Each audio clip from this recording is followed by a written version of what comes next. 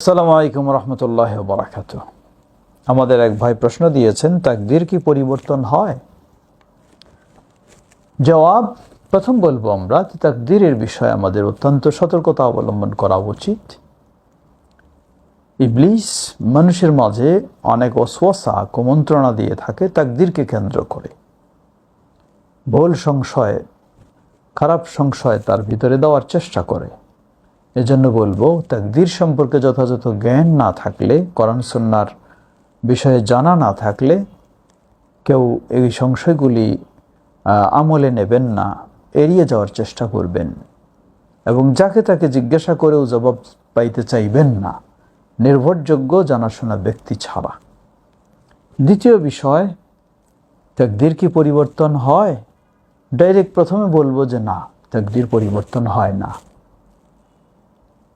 প্রশ্ন করতে পারেন, তাহলে যে হাদিসে এসেছে লা ইউরাদ্দু আল কদর ইল্লা বিদ্দুআ, দোয়া ছাড়া কদরের পরিবর্তন হয় না, তাহলে এটা কেমন হয়? আবার কিছু হাদিসে রয়েছে কিছু সৎ আমলের কারণে মানুষের আয়ু বৃদ্ধি হয়, তাহলে সেখানেও পরিবর্তন বোঝা যায়।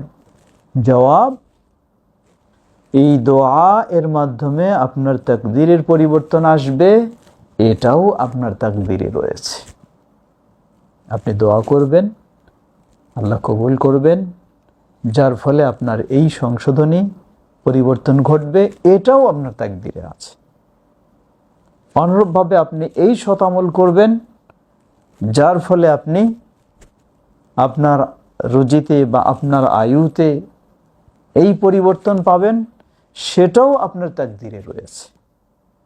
এজন্য আহলুস সুন্নাহ ওয়াল জামাআতের আকীদা অনুযায়ী একজন মুসলিমকে বিশ্বাস করতে হবে তাকদীরে ভালো মন্দ যা কিছু রয়েছে সবটাই আল্লাহ সুবহানাহু ওয়া তাআলার সীমাবদ্ধ নির্ধারণ করে দেওয়া, এবং এই নির্ধারণ পরিবর্তন হবে না।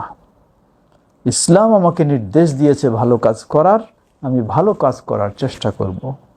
ইসলাম নির্দেশ দিয়েছে খারাপ থেকে বিরত থাকার, আমি খারাপ থেকে বিরত থাকব। কখনো তাকদীরকে দোহাই দিয়ে দলিল গ্রহণ করে খারাপ পথে যাওয়ার চেষ্টা করব না। আর যেগুলি আলোচনা এসেছে হাদিসে, দোয়ার মাধ্যমে তাকদীর পরিবর্তন হয়, আপনি দোয়া করুন বেশি আল্লাহর কাছে। ভালো কাজের মাধ্যমে আপনার পরিবর্তন আসে, সেই ভালো কাজগুলি করুন বেশি। আলহামদুলিল্লাহ, আল্লাহ আমাদের সকলকে সঠিক বিষয় বোঝার এবং সঠিক অনুযায়ী আমল করার তৌফিক দান করুন। ওয়াল্লাহু তাআলা আ'লাম।